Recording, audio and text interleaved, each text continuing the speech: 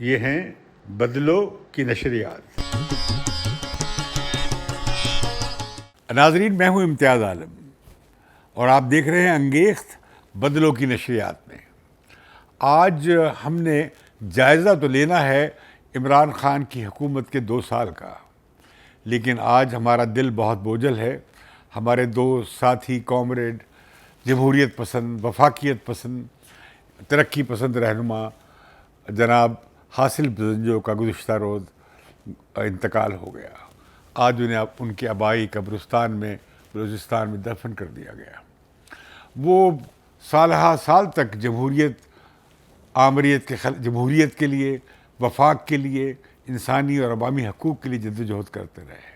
ایک انتہائی شریف، انتہائی متین، ایک بہت پیارے دوست اور ایک رفیق انسان ہم سے جدا ہو گئے۔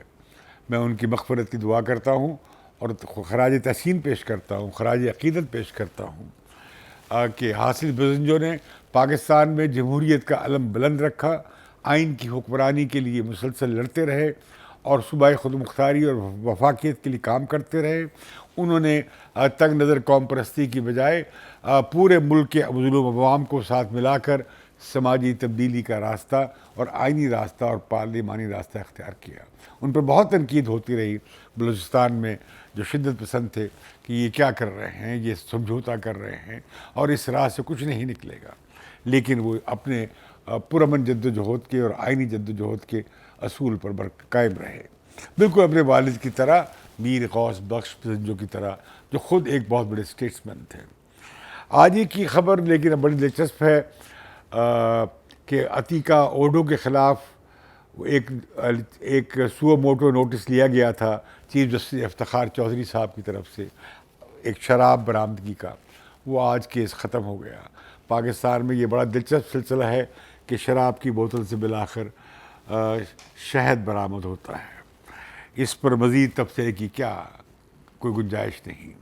لیکن آج جیسے کہ میں نے کہا کہ بات ہماری ہوگی 2 سال کی کارکردگی کی۔ عمران خان صاحب جو ہے نمبر 1 ان کا اور ان کی پارٹی کا جو مدعا تھا، دعویٰ تھا، وہ تھا احتساب کا، اور بلا تخصیص احتساب کا۔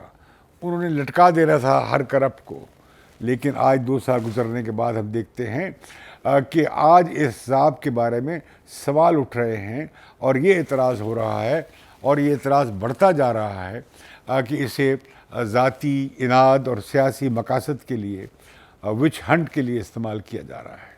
کسی کو سزا نہیں ہوئی، جس سے سزا ہوئی بھی ضمانت ہو گئی یا اعلیٰ عدلیہ نے اس کیس کو ختم کر دیا۔ اب ہم دیکھتے ہیں کہ خود حکومت ابھی اقرار کرتی ہے کہ جو نیب کا آرڈیننس ہے اس سے افسروں نے کام کرنا بند کر دیا ہے اور اس سے بہت نالاں ہیں سرمایہ کار۔ لہذا حکومت بھی تیار تھی اور اپوزیشن بھی تیار تھی، لیکن ابھی اس میں تبدیلی واقع نہیں ہوئی ہے۔ خود نیب کا ادارہ اور اس کے چیئرمین بہت زیادہ تنقید کا نشانہ بن رہے ہیں، اور ضرورت اس امر کی ہے کہ اس کے عمل کو آئینی، قانونی اور شفاف بنایا جائے اور انصاف نہ صرف ہو بلکہ ہوتا بھی نظر آئے۔ پھر یہ سلیکٹیو اکاؤنٹیبلٹی سے مقصد جو ہے احتساب کا فوت ہو جائے گا، اور سبھی کا احتساب ہونا چاہیے، کوئی مقدس گائے نہیں ہونی چاہیے۔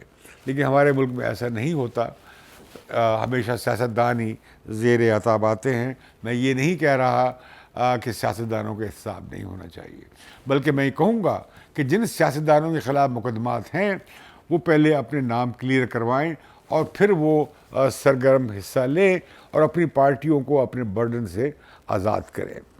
اسی طریقے سے میں یہ کہنا چاہوں گا کہ ابھی آپ نے دیکھا کہ کس طرح جو تبدیلیاں ہو رہی تھیں، مختلف قوانین پاس کیے جا رہے تھے، تو اپوزیشن میں اور حکومت میں بڑا ہنگامہ تھا کہ وہ معلوم نہیں اپوزیشن کیا کر دے گی۔ لیکن ہم نے دیکھا سب ٹائیں فش ہو گیا۔ کچھ ترامیم میں البتہ کچھ ترامیم اپوزیشن کی قبول بھی کر لی گئیں، لیکن جو بڑا مسئلہ تھا وہ اکاؤنٹیبلٹی لاء کو بدلنے کا تھا، اور حکومت نے اس پر خوب اپوزیشن کی گت بنائی، لیکن اپوزیشن تردید کرتی رہی کہ ہم تو اس کے ذریعے اس قانون کے عوض حمایت نہیں کر رہے تھے بلکہ کسی بڑے مقصد کے لیے کر رہے تھے. چونکہ آج 2 سال سے زیادہ ہو گئے ہیں عمران خان کی حکومت کو، تو ہم یہ کہنا چاہیں گے کہ ان کا جو احتساب کا عمل تھا اور نعرہ جو تھا اور ان کا بنیادی مدعا وہی تھا، اس پہ لگتا یہ ہے کہ وہ کافی حد تک ناکام رہے ہیں. احتساب کہیں کسی صحیح سمت میں نہیں جا سکا ہے. دوسرا انہوں نے کہا تھا کہ وہ توڑ دیں گے بیگنگ باؤل، یہ جو کاسہ گدائی وہ بالکل وہ برداشت نہیں کریں گے، خودکشی کر لیں گے اگر وہ آئی ایم ایف کے پاس جائیں گے یا قرضے لیں گے. لیکن ہم نے دیکھا کہ ان کی حکومت کے 2 سال میں قرضہ 11.35 کھرب روپے بڑھ گیا. یعنی نواز شریف حکومت کے 5 سال کے مقابلے میں جو قرض عمران حکومت نے لیا وہ 2 سال میں اس سے زیادہ ہے جو نواز شریف حکومت نے 5 سال میں لیا تھا. یقیناً اس میں ایک بڑا کردار روپے کی ڈیویلیوشن یا اس کی قدر کا کم ہونا ہے. لیکن وہ جو کہ 44 روپے اس کی کم ہوئی. اس کے علاوہ خود جو اسٹیٹ بینک نے 13% زیادہ شرح سود رکھی، اس سے بھی کافی ہمارے اس میں اضافہ ہوا. لیکن حکومت نے بھی کافی زیادہ قرضے لیے اپنے ڈیفیسٹ کو کم پورا کرنے کے لیے، اپنے خرچوں کو پورا کرنے کے لیے. خرچے کم نہیں ہوئے، خرچے بڑھ گئے. پھر ہم نے دیکھا کہ جو دعوے کیے گئے، مثال کے طور پر ہم دیکھتے ہیں کہ ریونیو کے حوالے سے ایف بی آر بمشکل پچھلے سال 4 کھرب روپے جمع کر پایا تھا. میں حیران ہوں کہ کس طرح اس برس 5 کھرب روپے پورے ہو سکیں گے، جبکہ پچھلے سال ہماری معیشت کی ترقی کی شرح منفی رہی. اس سال بھی یہ امید نہیں ہے کہ یہ 2% سے اوپر جائے گی، بلکہ لوگ تو کہتے ہیں کہ شاید پھر یہ منفی کے قریب رہے یا شاید 1% کے ارد گرد رہے. ہم نے دیکھا کس طرح حکومت جو ہی کوئی دعویٰ کرتی ہے اور کسی معاملے میں مداخلت کرتی ہے تو معاملہ کچھ اور نکل آتا ہے. مثال کے طور پہ چینی کی قیمت، بڑا ہم نے سنا کہ اسکینڈل ہوا ہے اور بڑی مافیاز ہیں، اور خود مافیا کا بڑا سربراہ یا سرغنہ نکل آیا، خود تحریک انصاف کا اہم ترین شخص. لیکن آج چینی اگر کہ سرکاری قیمت 68 یعنی 68 روپے ہے، تو بازار میں یہ 100 روپے اور 110 روپے بک رہی ہے. اور خود سرکاری جو ڈیپوز ہیں، دکانیں حکومت کی منظور شدہ، وہاں بھی 96 روپے کلو ہے. اسی طریقے سے بات آٹے کی سرکاری قیمت 40 روپے ہے، لیکن مل وہ 70 روپے کلو رہا ہے. حکومت کا ریٹ تو 860 روپے ہے 20 کلو کے تھیلے کا، لیکن منڈی میں وہ 1200 روپے میں مل رہا ہے. سب سے زیادہ نقصان اس کا کاشتکاروں کا ہوا ہے، جن سے سستی گندم خرید کر جانے پھر کیا ہوا کہ وہ گندم کہاں گئی، اور اب ہمیں اس سال گندم امپورٹ کرنا پڑے گی، یعنی درآمد کرنا پڑے گی. تو لیکن ہم دیکھتے ہیں کہ یہ بہت دعویٰ ہو رہا ہے کہ دیکھیے ہم نے تجارتی خسارہ کم کر دیا. بھائی جب آپ نے امپورٹس کم کر دیں یا تقریباً بند کر دیں بہت ساری درآمدات، اور مشینری کی درآمدات بھی بہت کم کر دیں، اور پھر یہ کہ کرونا کے باعث پیٹرول کی درآمدات بھی کافی کم ہوئیں، تو یقیناً آپ کا تجارتی خسارہ اور آپ کا کرنٹ اکاؤنٹ ڈیفیسٹ کم ہونا تھا. لیکن اب ہم آئندہ دیکھیں گے کہ کہاں پہنچتا ہے اور کہاں جا کے رکتا ہے. تو یہ جو خیال تھا کہ عمران خان کی حکومت اور ان کے جو ٹیم ہے، معاشی ٹیم جو ورلڈ بینک اور آئی ایم ایف سے آئی، وہ کسی نہ کسی طریقے سے دوبارہ معیشت کو پہیے اسے پٹری پہ ڈال دیں گے.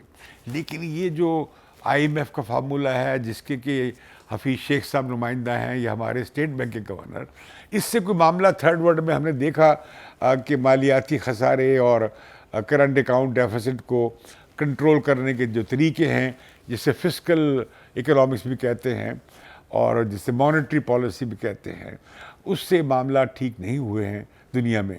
جبکہ اس کے برعکس ہم دیکھتے ہیں کرونا میں ریاست نے کس طرح انٹروینشن کر کے نجی سیکٹر کو بحال رکھنے کی کوششیں کی ہیں، جو کہ سراسر اس اکنامک نظریے کے خلاف ہے جو کہ I M F World Bank یہاں چلاتے ہیں. اگلے سال بھی اور اس سال بھی ہمیں امید جو نظر آ رہی ہے، جو تجزیے سامنے آ رہے ہیں، کو معاشی گروتھ کچھ زیادہ ہونے نہیں جا رہی ہے، جس سے بےروزگاری کافی بڑی ہے، پہلے ہی بڑی ہے. جبکہ ہم دیکھتے ہیں کہ 231 یا 32 روپے غریبوں کے لیے رکھے گئے ہیں، اور اس کے مقابلے میں جو عمرہ ہیں، یہ بڑے سرمایہ دار ہیں، ان کے لیے 22,000 نہیں 2 کروڑ روپیز ان کی رعایت دی گئی ہیں. حکومت دعویٰ غریبوں کی حمایت کا کر رہی ہے، فائدے بڑے امیروں کو پہنچا رہی ہے. لیکن ہم دیکھتے ہیں کہ حکومت نے جو اعلان کیا تھا کہ کنسٹرکشن انڈسٹری میں یہ ہو جائے گا، وہ کر دیں گے، ابھی تک ہمیں اس کی کوئی بڑی شروعات ہوتی نظر نہیں آ رہی. تو لگتا یہ ہے کہ عمران خان حکومت 2 سال سے ٹامک ٹوئیاں ہی مار رہی تھی، اور ابھی بھی اس سے کوئی ٹھوس بنیاد نظر نہیں آ رہی. اسی طرح ہم دیکھا کہ سی پیک جو کہ پاکستان کی ترقی کے لیے ایک بڑا اہم ذکن ثابت ہوا، اور اس میں کچھ 45-46 ارب روپے کی سرمایہ کاری ہوئی، بجلی گھر لگے، سڑکیں بنی، اور بہت کچھ ہوا، لیکن اب وہ رکا ہوا ہے.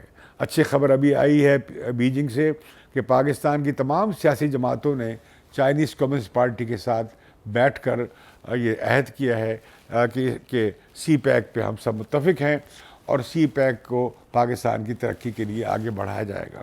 میں یہ کہنا چاہوں گا کہ سی پیک کو ہمیں آگے بڑھانا چاہیے. چینی اب اپنی اندرونی منڈی کی طرف دیکھ رہے ہیں، ان کے پاس وافر پیسہ ہوگا، کافی سستا بھی ہوگا، اور ہم بہت ہی کم شرح پہ چین سے سرمایہ کاری کے لیے مدد مل سکتی ہے. اور ہمیں بنیادی زور دینا چاہیے اب کہ ہمیں خود کفیل معیشت بن سکے. ہم اپنی انسانی جو ذرائع ہیں، ہیومن ریسورسز، ان کی ترقی کے لیے یہاں پہ کم از کم 1,000 ٹیکنیکل ٹریننگ کے سکولز اور یا کالجز قائم کر سکیں چین کی مدد سے.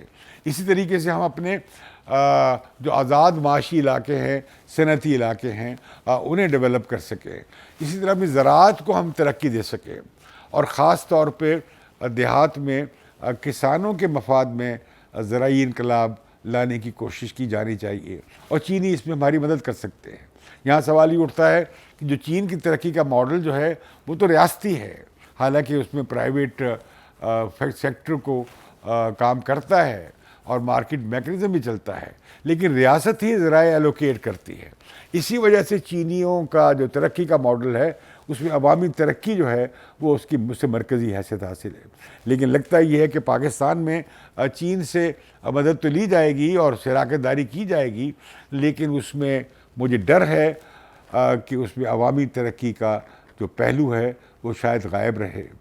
کہیں یہ نہ ہو کہ ہم ایک آمرانہ طرز سیاست تو اختیار کرتے چلے جائیں، لیکن عوام کی ترقی اور خوشحالی کے لیے کوئی راہ نہ نکلے. ہم اب دیکھ رہے ہیں کہ جو تیسرا سال آئے گا اس میں عمران حکومت کیا کرتی ہے. بہتر ہوگا کہ عمران حکومت اپنی پرائرٹیز اور اولویتیں تبدیل کرے، ورنہ اس کے لیے بڑی مشکلات بنے گی. کچھ لوگ 6 مہینے کے نوٹس کی بات کرتے ہیں، کچھ لوگ کچھ اور باتیں کرتے ہیں، لیکن میں اس طرح کی اسپیکولیشنز میں نہیں جانا چاہوں گا. میں سمجھتا ہوں کہ عمران خان حکومت کو وقت ملنا چاہیے کہ وہ جو ان کا ایجنڈا تھا وہ اس پر عمل درآمد کریں. لیکن وہ انہوں نے جو ماحول بنا دیا ہے اپوزیشن کے ساتھ لڑائی کا اور جھگڑے کا، وہی جیسے وہ بیٹھے ہیں ٹرک پہ اور کنٹینر میں بیٹھے ہیں، وزیر اعظم کو اس سے کنٹینر سے اترنا چاہیے. یہ خود ان کے لیے اچھا ہے اور پاکستان کے لیے بھی. آج مجھے اجازت دیجیے، انگیز کے ساتھ پھر حاضر ہوں گے. اور آپ دیکھ رہے ہیں کہ بدلوں کی نشریات میں ہمارے ملک کے مایہ صحافی شامل ہوتے جا رہے ہیں. آپ بہت جلد یعنی اگلے ہی دنوں میں اور بہت سے پروگرام بدلوں کی نشریات میں دیکھیں گے. ابھی اسی وقت سبسکرائب کیجئے. ہمیں آپ کی حمایت اور مدد کی بہت ضرورت رہے گی تاکہ پاکستان میں آزاد صحافت کی آوازیں زندہ رہ سکیں اور حقائق تک آپ کو پہنچ مل سکے. بہت شکریہ.